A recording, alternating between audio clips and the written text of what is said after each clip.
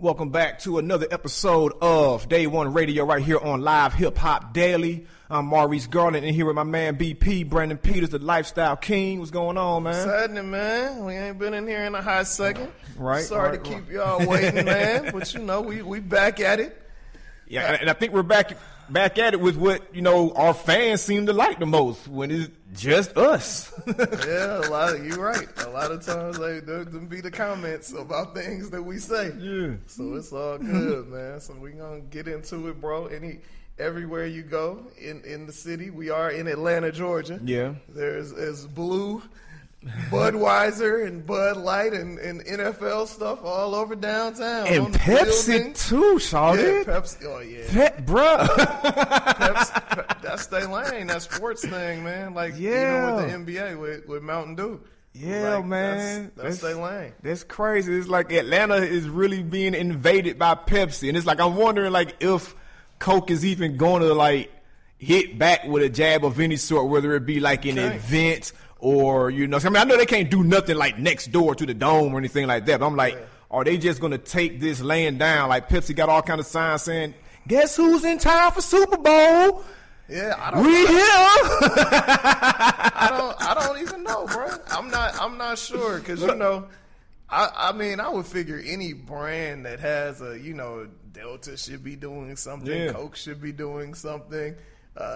You know, seeing it, Home Depot. Well, and it's like I haven't, because like we still got another week or two before the game. So I'm thinking, I don't know, because like I haven't seen any rev ups, because like, you know, they're kind of like, you know, shout out the homie Bame Joyner, who's always on the put Atlanta first wave. It's like this is I think what my man be talking about. It's like the city doesn't do a lot to put itself first when you have events like this in town. Like granted, there's gonna be things like, okay, we can't get around that Pepsi is the official drink of the Super Bowl, but it's like, dang, like where are these other Fortune 500 brands making themselves visible in a real way, connecting to the people, you know what I'm saying, selling the city's image and culture, you know what I'm saying, leading up to this event, you know what I'm saying? It's like, where are they at? You know what I'm saying? You know, it's funny you say that because also, like, bro, I ain't heard a peep out of the whole music thing that Jermaine Dupri.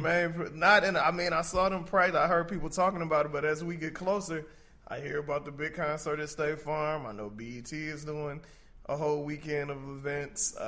You know, Killer and them got their show with DirecTV, but I ain't heard I think the shows are supposed to be free, right? Yeah, they're free at Centennial Park, and it's supposed to involve like all kind of people. Like, granted, when you look at the lineups, it's definitely like, you know, hip hop heavy, you know what I'm saying? But they do have, you know, different country acts from around the area, you know what I'm saying? Not people that I listen to, but, you know, there are names that you'll recognize. Oh, okay, they got them.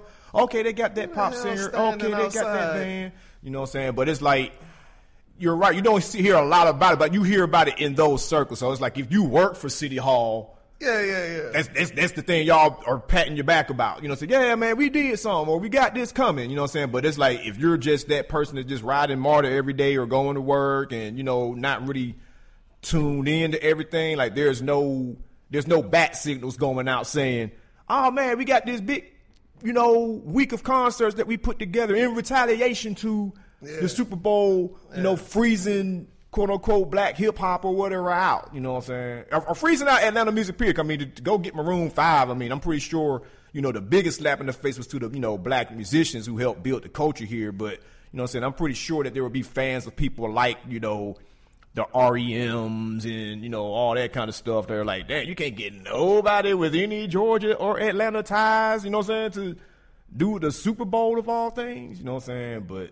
like, this seems like this Super Bowl is still like super corporated out, you know what I'm saying? I thought it was going to be. It's definitely because if you think about all the big stuff is from sponsors. Yeah, you know what I'm saying? Because, you know, even conversations I've had with cats at the barbershop is like that have businesses down the street from the Dome. They're like, man, what can we do? You know what I'm saying? Because it's like all the corporate folks got everything locked down for like the 2-3 mile radius around the Dome. You know what I'm saying? It's something like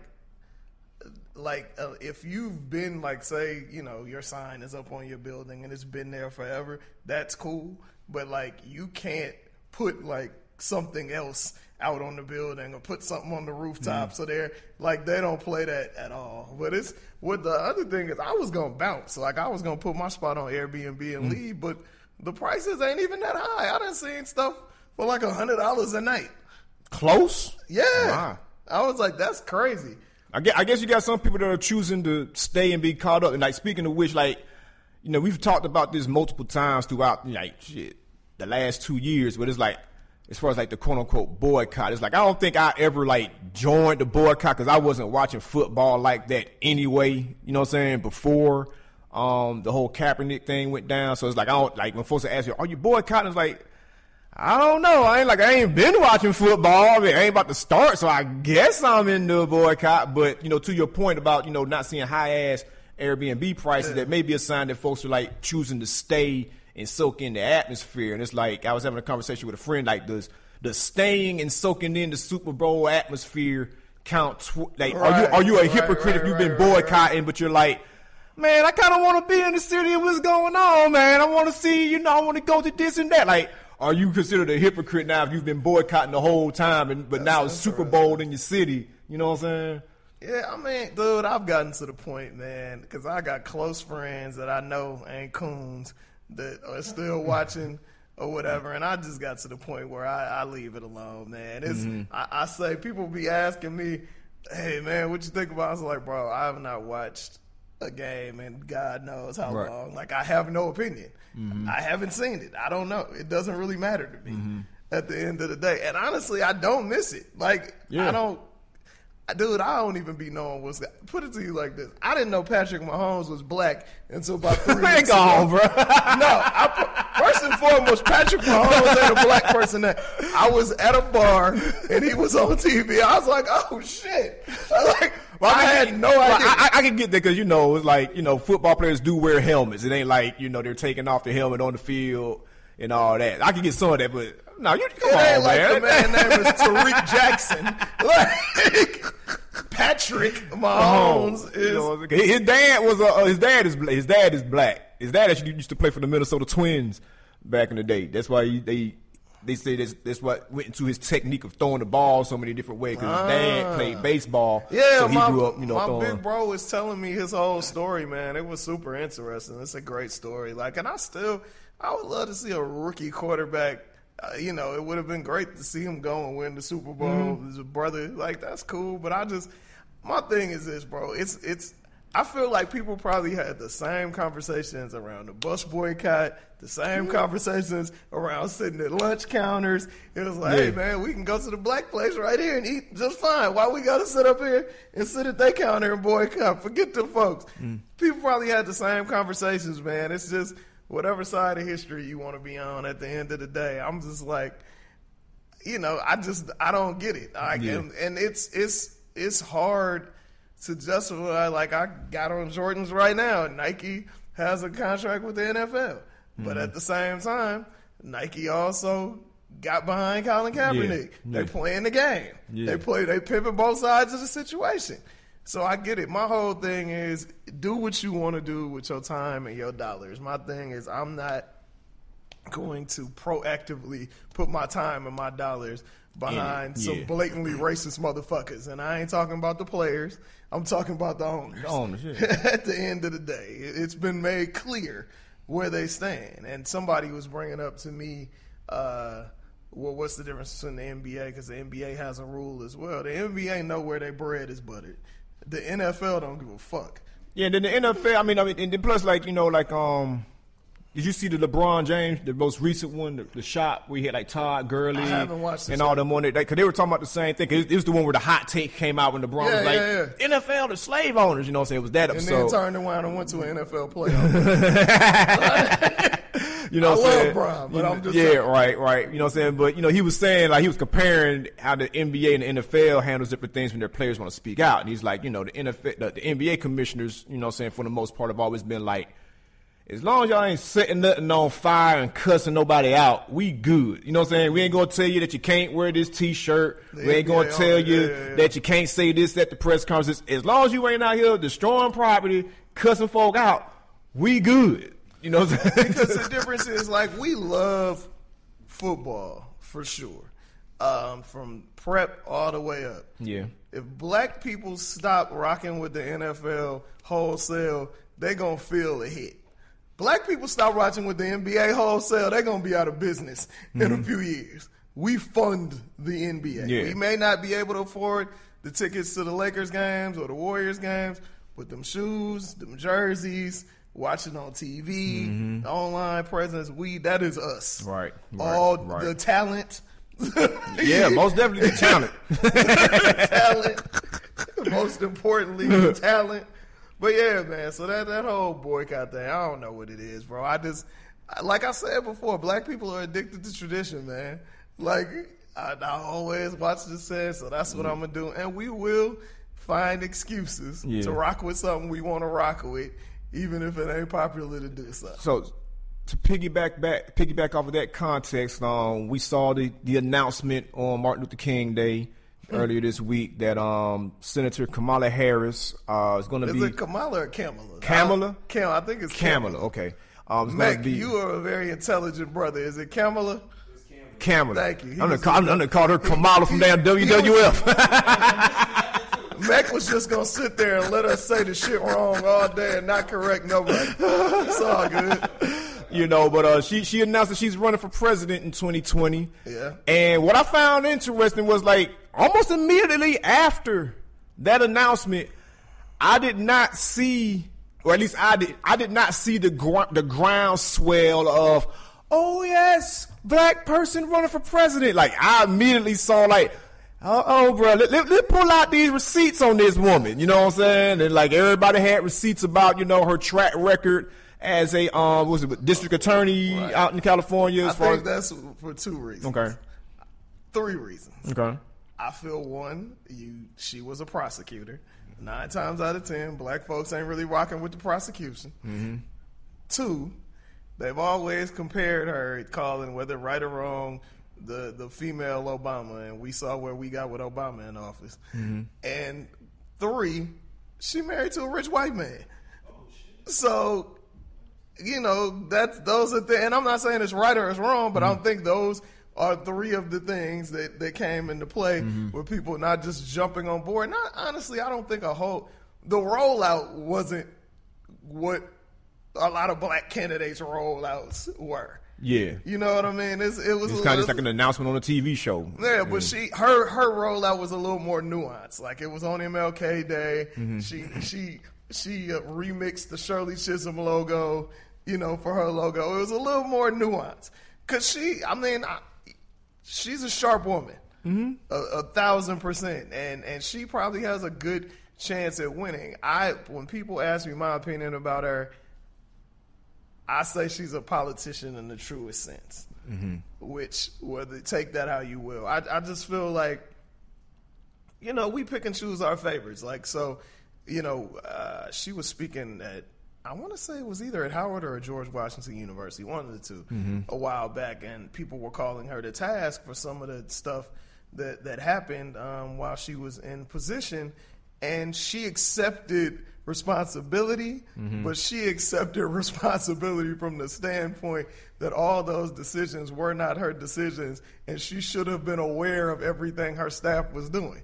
That sounds like a cop-out to me. That sounds like some political shit. Yeah, I mean, I'm thinking, like, in that kind of position, like, everything's going to cross your desk, ain't it? Like, you know, these are people's lives. Yeah, like, everything is going to cross your desk. I'm hoping that's how the political system is working. You know what I'm saying? In that context, like, if you are in charge of all of that, everything's supposed to be going across your desk, and you're looking at it, making that final judgment. Not, you know, say, okay, I trust my constituent to the nth degree that this is the best decision to do. The best thing to do. I will say this: there are definitely examples of her standing on her square when I don't remember what year it was, but when there was a cop, you know, shot out in California, and so many people were calling for the death penalty, and she stood on her ground and went against it. And, you know, I gotta respect that. Whether you're right or you're wrong, if you feel like you're right at the time, you gotta stand on your convictions. But which is, like, I guess what went into, like, so many folks saying, that she upheld wrongful convictions too that they felt. You know what I'm saying? Where it's like, I'm standing my ground on it. You know what I'm saying? Then, you know, years later, it's like, oh, damn, I kind of messed up on that. Yeah, exactly. Like, somebody's in jail. You know, man, it's, but somebody's behind her. She raised $1.5 million in 24 hours. So somebody behind her. Somebody is putting that. She got some believers in what she's doing for sure. And I honestly think people want to see a woman president. People want to see, some people want to see a black woman president. It's very early in the game. We're going to see what it comes down to next year when we get to the DNC. Biden still hasn't put his hat in. I don't think Cory Booker has put his hat in the race. We got pretty much Kamala Harris, Elizabeth Warren, and Bernie Sanders, and a bunch of people ain't nobody voting for. Yeah, cause you bring up the DNC. I'm wondering, like, you know, cause you know that whole organization looked to be just like in shambles after the last election. For sure. So I'm wondering, like, are there still people in play or institutions in play where it's like, this is our person? Because, you know, they made it very apparent. It's like, Hillary is our person. We are forcing this. This is our person. But, like, with the people that's named, I don't know if any of them have ever been like, this is our person. Like, they're members, they in it, but it's like, you know. I think conventional wisdom would say that people want Biden in there. The people seem to want Biden. How old is that man? Because it's like, he's about as old as Trump. Shit. It's like Trump is in his 70s, right? ain't he? Right. Like, Trump is old. Trump is older, or just as old as Barry Sanders. I mean, Bernie Sanders. Like, folks were saying Bernie too old. It's like, bro, those dudes are the same age, damn near. Trump said Hillary was too old, and he older than Hillary. So the facts don't matter. Yeah. It's crazy, but I'm curious to see where this goes, man. I will say this: whether they're doing it because they hating or doing it because of whatever reasons, I'm happy that there is some critical analysis going into this whole thing. And I guess it's super funny because I don't know if you saw Chris Cuomo from CNN. Mm-hmm. He said, because, you know, her parents, I believe her father is Indian, her mother's Jamaican, or vice versa, whatever. But he was like, she needs to produce her birth certificate, you know, on the birther shit again. But he said it so people don't bring it up later, which is why everything you read about her is now saying Oakland native, Oakland native, Oakland native.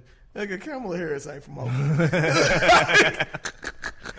I ain't never seen her until she or heard of her until she got in office. Yeah, I know she was born in Oakland, they say, but she wasn't raised in Oakland. Yeah. So I thought that was funny. What y'all said, she ain't from the soil. Yeah, she ain't from the town. She about as from the town as Michael Jordan is from Brooklyn. You're right. Period, point blank. But it's a lot of people are saying they just want somebody. Anybody with Trump that can beat Trump, beat in quotation marks, because he lost the last election. What do you think of that ideology, man? Like, it's just anybody but Trump. I think that's dangerous. That's very dangerous. That anybody but, you know what I'm saying? Because that's damn near the same. You're gonna fall into the same trap. Yeah, you know what I'm saying? Because there were people that was on the anybody but another Clinton. Yeah, you know what I'm saying? So it's like I don't think it should be the whole, you know. I mean, great, we are in the end game situation, you know what I'm saying? But I don't think we can afford to do the anybody but thing. You know what I'm saying? We got to, like, if this is proving anything, we need to have the most qualified, quote unquote, you know what I'm saying, smartest, most capable, competent person possible, you know what I'm saying, taking the reins, not just the most charismatic, you know what I'm saying, or the person that has all the right words at the debates. You know what I'm saying? It's like we need the best person for the job, not just anybody but Trump. You know what I'm saying? 1,000%. I mean, because say what anybody that knows me or is listening to the show knows that I'm not a huge Barack Obama supporter, but at least he was intelligent. Yeah. You know what I'm saying? At least he knew how to play the game to an extent, but we can't get another visibly a fool in there, because I think a lot of times people play dumb. But they know what they're doing, and crazy like a fox, as the old folks would say. But we gonna see how this shit go, man. I don't know, brother. So do you, you know, speaking of, you know, fools in office and everything, do you know anybody that's been affected by this government shutdown? Yeah, man. Right? I was just in Chicago a couple days ago. I was with two of the homies that work for different government agencies, and it's funny because it's only a quarter of the government is shut down, but that's enough to impact hundreds of thousands of people. Right. And they're both like, they haven't been paid since sometime in December. So, it's when you got mortgages and kids and all of that shit, like, they say most Americans are 2 paychecks away from being homeless. Yeah. You know what I mean? So that's dangerous. And I think a factor that people don't think about is that, dude, these people that's on government assistance, that's barely holding on, food stamps, the SSA, whatever, welfare, I don't know if unemployment is affected. Bro, come February 1st, and ain't no money being divvied up, it's going to be some issues in these streets. Yeah. I suggest you watch yourself when you out here. Right. Only go to the gas station in the daytime. You know what I'm saying? There's a lot of people not eating, not getting paid. I mean, there's a lot of people. Bro, you know what I'm saying? It is. Like you said, like I don't think, granted, we see the news like, oh, this is messed up. But it's like when you just add that humanity context to it, you know what I'm saying? Oh man, how many folks with kids are affected? You know what I'm saying? Yeah. How many folks that, you know what I'm saying, were already, messed up situation before this, you know what I'm saying, are affected. You know what I'm saying? It's like, it's cold outside, like, and then, the country's morale was already low, anyway, with the situations that we're in right now. So it's like, yeah, man. It's going to be, and it's, it seems like it's kind of a pissing contest, but you got to see, the other side of the fence too. And I think it's all finesse, bro. It's like ask for the craziest shit in the world and then work it down. So now he's saying if they sign off, the wall can be shorter and he'll extend DACA for 3 years, but not giving amnesty. It's just like, bro, you playing with people's lives, man. Like, knock it off. Right. Because the original price was like, what, $1 billion? Now he's asking for $5 billion. You know what I'm saying? So I think that's what their sticking point. They're like, man, we'll give you that $1 billion that you was crying about in the first place, but now you want more. You know what I'm saying? But I don't understand it, man. I think at the end of this, there will be some kind of a wall. It's not going to do it again. Like, what does that mean? Like, a wall is not keeping anybody from going anywhere. Like, they don't make ladders in Mexico. Or like there aren't already borders in existence already that's doing the job. You know what I'm saying? It's like you're still not gonna. It's still gonna be thousands of miles of unpatrolled. Like, you know what I mean? Like, it's retarded. Excuse me, you're not supposed to say that word anymore. It's stupid. Anyway, but I don't know, bro. I will be happy when people can get their checks again. Yeah. At the end of the day, man, like, they gonna do what they want to do as far as immigration anyway. So let's get people back to work for sure, because that's gonna get dangerous, right? For sure. We had an MLK day where the MLK Center wasn't open. Delta had to come in, right? You know what I'm saying? Like, I mean, it was not open. It was not open. I think Delta came through, but I was saying it was not open before that. That center got its own issues. Anyway, you know what I'm saying? Them ain't shit kids, boy. It's like King turning over in his grave like he raised these fools. But did you watch the King documentary on HBO that came out, King Day? No, I didn't. It's like for all the King movies, documentaries, books, articles that have been written on this man, I can say that this one that just came out on HBO, where they're talking about like the last years of his life. And like the things that he was doing, like it's gotta watch that. Man, especially if they covered the last 2 years. Yeah, they covered like the last 2-3 years of his life, where he was like up in Chicago doing work and all that kind of stuff that they don't really talk about. You know what I'm saying? They rarely talk about his days in Chicago. They want you to think they killed him because he had a dream of equality. No, it was about the money. You know what I'm saying? He started getting the economic thing. But before we move on, I just wanted to bring that up because like. There was they were talking to people that was like around back then, like, Andy Young and some of his, fellow SCLC staff members. And they said he said something to them one day. He was like, man, being in, the Mississippis and Alabamas we knew the threat and we knew how much of a threat it was. It's like, at the most, we're probably going to encounter 200 angry white folk. We've learned how to deal with 200 angry white folk. But he said when he was going to Chicago doing that work, he was like, bruh, it's 10,000 angry white folk. You know what I'm saying? It's like, bruh, like, everybody thought that the segregation in the South was the worst. Like, no. You know what I'm saying? Chicago's still segregated. Yeah. And they were talking about that, too. They were like, even the white people are segregated. Polish, Italian, you know what I'm saying? This, that. You know what I'm saying? So. Dude, it's a cold game, man. We were talking about this off the air. Have you had a chance to watch the homie Mike's joint, the Trigger Warning on Netflix? Yeah, I watched all 6 episodes. Okay. Like, for the record, like, I enjoyed them. I enjoyed the episodes. But I do agree with a lot of folks as far as, like, people, I guess a lot of people were expecting, like, hardcore, which it had some hardcore moments as far as, like, the philosophies and things you try to put into practice. But it's like, a lot of folks felt that they weren't expecting as much comedy. You know what I'm saying? Like, 'cause, like, there was, like, I don't know if I could call it comedy. It wasn't like, it was like punchline, you know what I'm saying? Nothing like that. But there was definitely, like, you know, like humor, some levity. you know, some you know what I'm saying, injected in it. You know what I'm saying? So I guess people were expecting, like, some, like, man, they on us slapping white folk and, you know what I'm saying, slapping Nazis and stomping them. You know what I'm saying? I don't, you know, like, so I think people was expecting, like, 60 minutes of pure militancy every episode, you know what I'm saying? But they definitely did use, you know what I'm saying, like, humor in some of it. I only saw the Cripicola joint and the black dollar joint. Yeah. I started watching the education one, but I didn't get to finish it. So I'm going to get into it this weekend. But I thought it was good from what I saw, man. I thought it was smart. Yeah, it's smart. That's smart. The most important thing to me.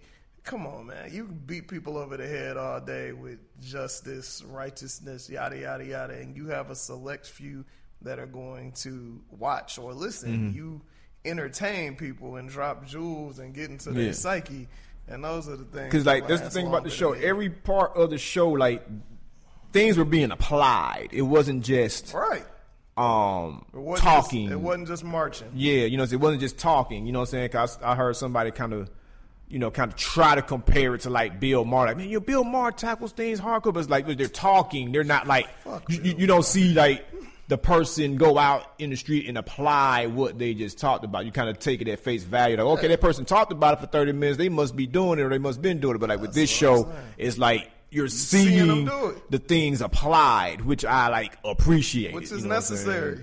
Yeah. It's at the end of the day, man. But staying on TV, you told me I need to watch the Fry Festival joint. Man, I ain't saying that you don't need to watch it. You know what I'm saying? But it's like it's crazy, man. Like, 'cause when all that went down, I didn't hear about it until the scam was in effect. You know what I'm saying? Like, I never heard about this festival. I never heard of anything about it. Didn't know about this Billy dude doing business with Ja Rule. Didn't know about these tastemakers, quote unquote, that were promoting it. Like, I didn't hear about it until, like, the scam was in full effect, when people were taking pictures like, man, they feeding us cheese sandwiches and got us sleeping on wet mattresses. I was like, damn, what did y'all sign up for? You know what I'm saying?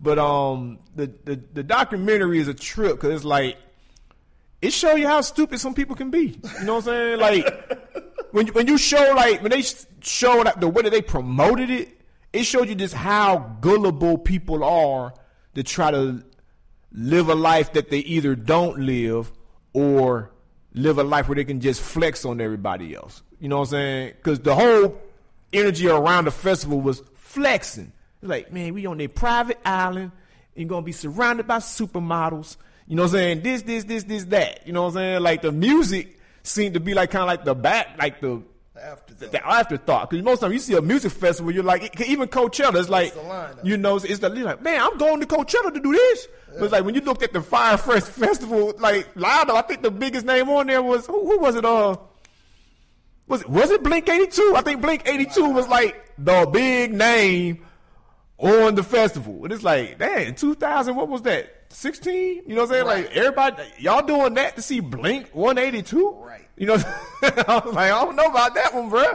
You know, but it showed you how gullible people are. And there were some moments on that show where it's like, man, folks are crazy. Folks are damn crazy. You know what I'm saying? Like on some shit. It's like that was like, you know, I mean, shit, fuck, I'll talk about the theme, but it's like the dude who's supposed to be like the most experienced. You know, this white dude had like 30 years of experience and talents in festival management, and you know, shit was hitting the fan, things were falling apart, and the dude Billy who made the festival, this man really hit this man with, hey man, the people need water, and you know, the island officials are holding the water hostage on this truck, and we need this water. Are you willing to go suck some dick for some water? And the dude is like, why are you asking me that? And dude was like, because you're our fearless gay leader. And the dude, but that ain't the audacity. The audacity, this dude was seriously considering it. Dude sat there and said on camera, in all my 30 years, I never thought that I would resort to something like this, but I was on my way over there to go do it. And then they decided they were going to give us the water. He said he got there to do it, and the dude was like, nah, I ain't got to do all that. We'll give you the water.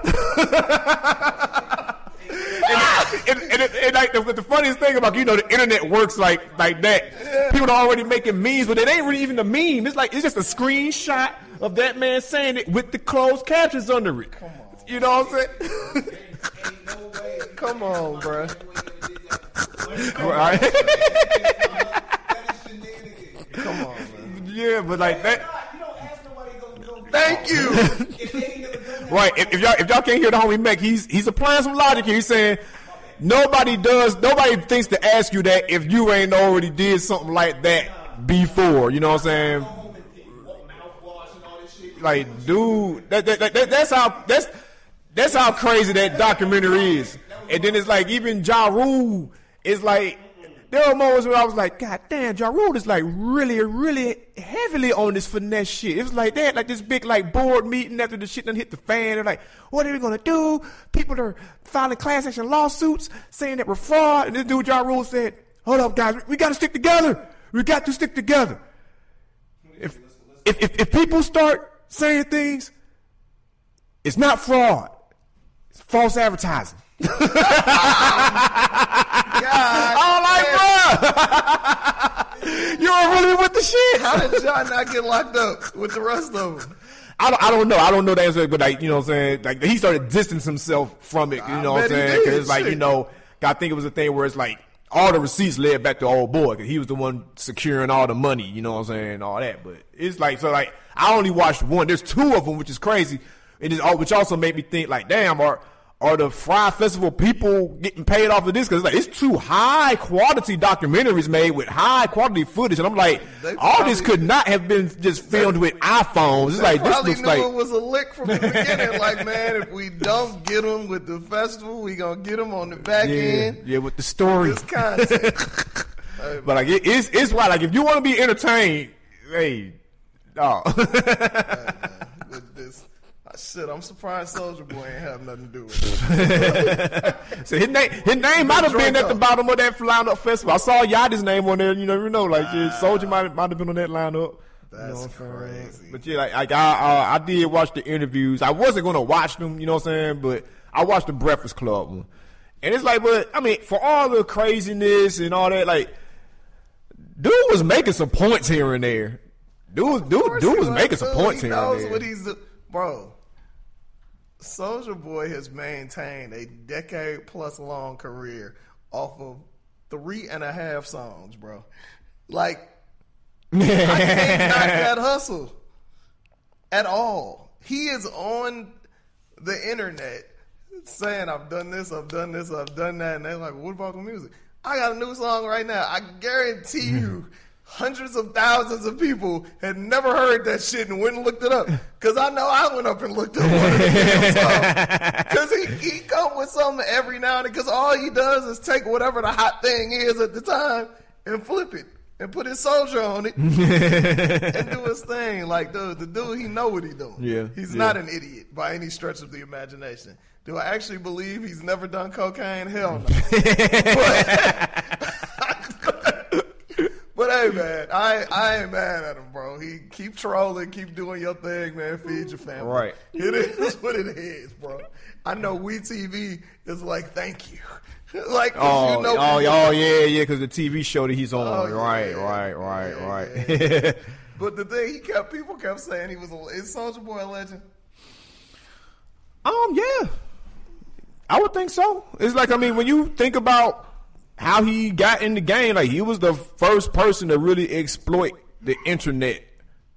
Yeah. You know what I'm saying? To build a name for himself. Like, to really exploit. Was he the first person to release a song on the internet? No. He's the first person to, promote on the internet? No. But he was the first person that effectively exploits the internet. You know what I'm saying?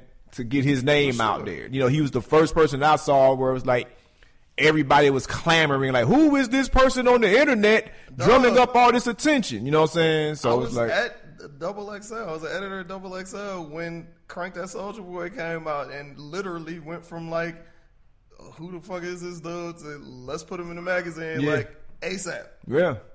I remember, heck, I had a story in that issue. I remember me and what's the name was going back and forth about that, because they put him in the Sean Prue. Yeah. And they used to have like, you know what I'm saying, the Sean Prue, they had 5, and they would put like the most popular one, number 1, and like 2, 3, 4, 5. And I remember me and Leah was going back and forth, who was the music editor at the time there, and she was like, should Gorilla Zoe or Soulja Boy be number 1 on? And I was like, Gorilla Zoe, mainly because like, shit, I wrote the Gorilla Zoe one, because Gorilla Zoe need to be number 1. You know what I'm saying? Because everybody at the time was like, I mean, the Soulja Boy shit, that shit gonna come and go. You know what I'm saying? That's what everybody thought. For sure. And it would have came and gone if he wasn't on his grind like that. Right. And didn't have Smurf behind him.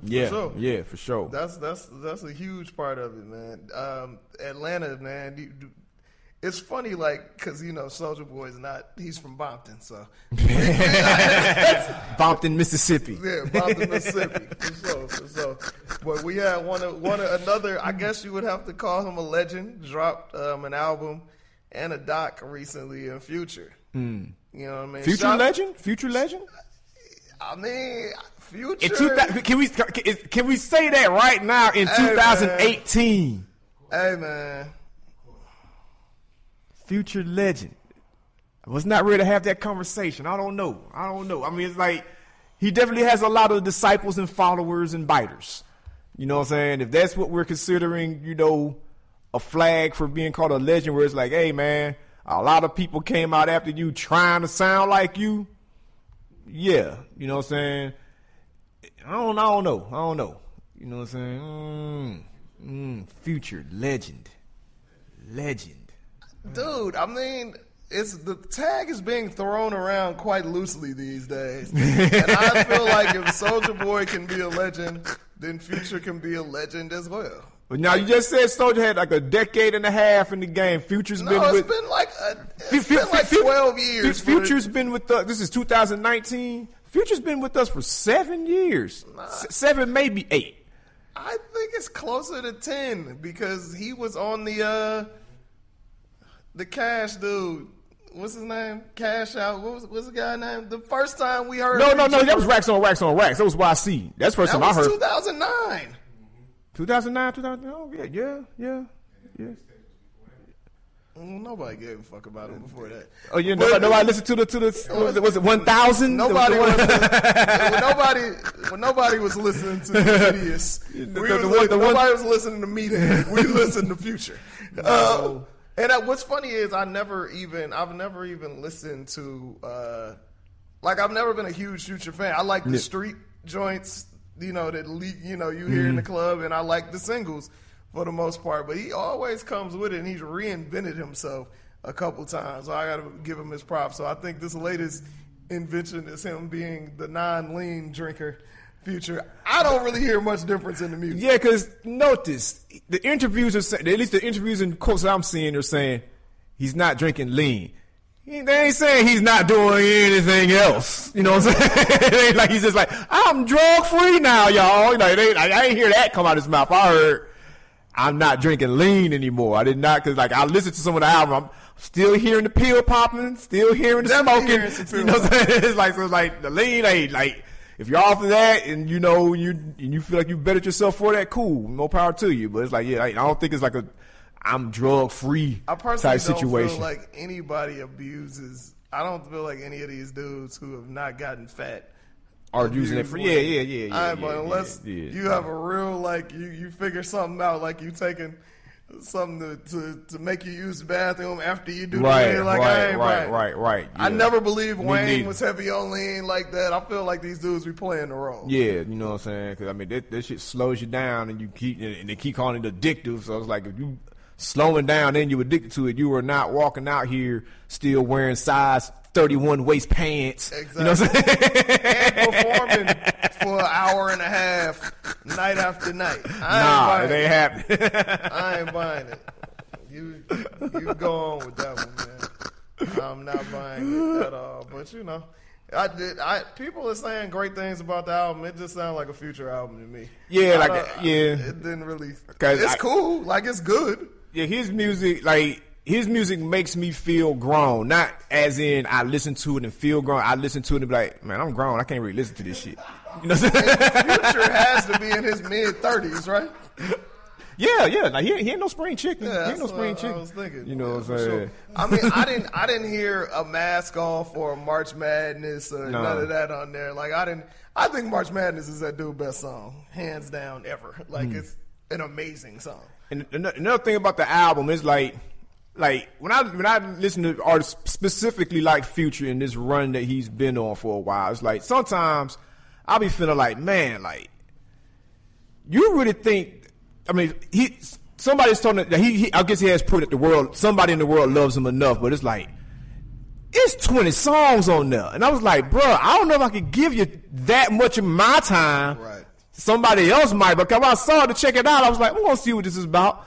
But then it's like when they got like song number 7, and I was like, all right, let's see how much is left. God damn, bro, like 20 songs on here. I'm thinking I'm listening to 7 out of 10, and I'm gonna be able to gauge my opinion off of that. I was like, out of 20, damn, you really thought that much of me, bro, that you think I want to sit down and listen to you for 20 songs. Even artists like Drake too. It's like, bro, you think I want to listen to you for 30 songs? I don't know if there's. I think with so much music coming out, I don't know if there's any artist that I want to hear 20 songs from in one setting.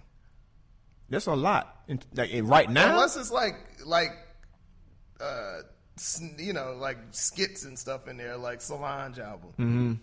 It's about 21 tracks, but I bumped that whole album several times because it was thought out. Yeah, it wasn't just a bunch of songs. Right. There, especially a bunch of redundant songs. Right. Like if I don't know when one song ends and the next one begins, you probably don't need 20 songs. 20 songs. Yeah. But before we get out of here, man, can we say Oscar so black this year? We had Oscar so white. Right. We got plenty of Negroes. The other end of the pendulum now. Yeah, we got Black Panther. First time a comic book movie, a superhero movie, was nominated for Best Movie, which is crazy. I thought Dark Knight was nominated. Damn. It would make sense. Been. Yeah. It definitely if there was going to be one, I thought it would be that one. So Kendrick and SZA got nominated for Best Original Song. Cool. Well, that'll be hard if Kendrick wins an Oscar. That'll be pretty dope. He should have won the Golden Globe. Mahershala Ali got nominated for Green Book, a movie I'll probably never see, but shout out to him.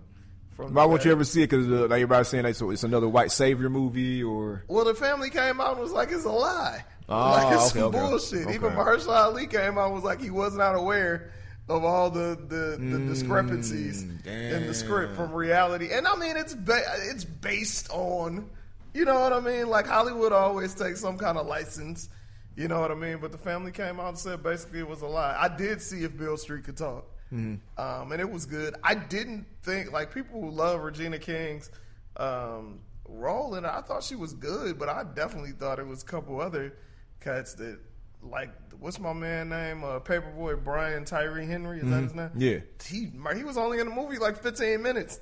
Phenomenal. Damn near stole the show. I was honestly surprised he didn't get nominated, but hopefully, you know, some of this stuff wins. If Black Panther wins for Best Picture, that shit would be crazy. Yeah, that should be cool. That would be super crazy. But we gonna see. And speaking of Mahershala, have you been watching the new True Detective? Not yet. I've never seen True Detective.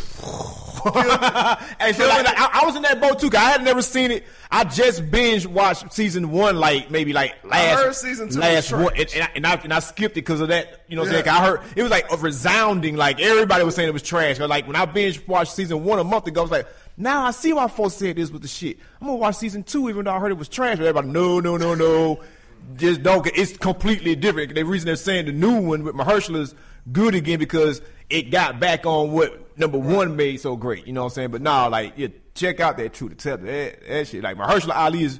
Cause the reason people like season 1 because like Woody Harrelson and Matthew McConaughey were essentially playing 2 characters the whole time. Gotcha. But this one, like Mahershala's playing 3. This man's playing playing like 3 different characters in the same show, like the same person, but like one is in the 80s, one is in the 90s, one is right now. So it's like he's doing a great job. Can we go ahead and say Mahershala Ali is the greatest rapper turned actor? Compared to who? What the LL or Pac or? He's already definitely a better actor than Pac didn't have the body work. I mean, he was a super average rapper. I don't know. It's but it's the thing. I don't know if we can say that because we did not know this man used to be a rapper until he won an award and like YouTube clips started coming up. Hey man, this dude was down with Souls of Mischief, bro. Yeah, he was in High Road. You know what I'm saying? We did not know this. Like it ain't like we were like, hey man, that dude that used to rap doing this thing in Moonlight, dog. You know what I'm saying? Hey man, I just had to ask. I mean, Soulja Boy is a legend. I don't know the criteria for these things. I just throw it out there and see what the people say, man. It is what it is. But we appreciate y'all watching. Appreciate y'all listening. Please follow us on Day One Radio on all your social media. Hip Hop Trivia ATL on all your social media. Watch all the other shows on Live Hip Hop Daily, man. We appreciate y'all supporting always. Hopefully your new year's starting off good.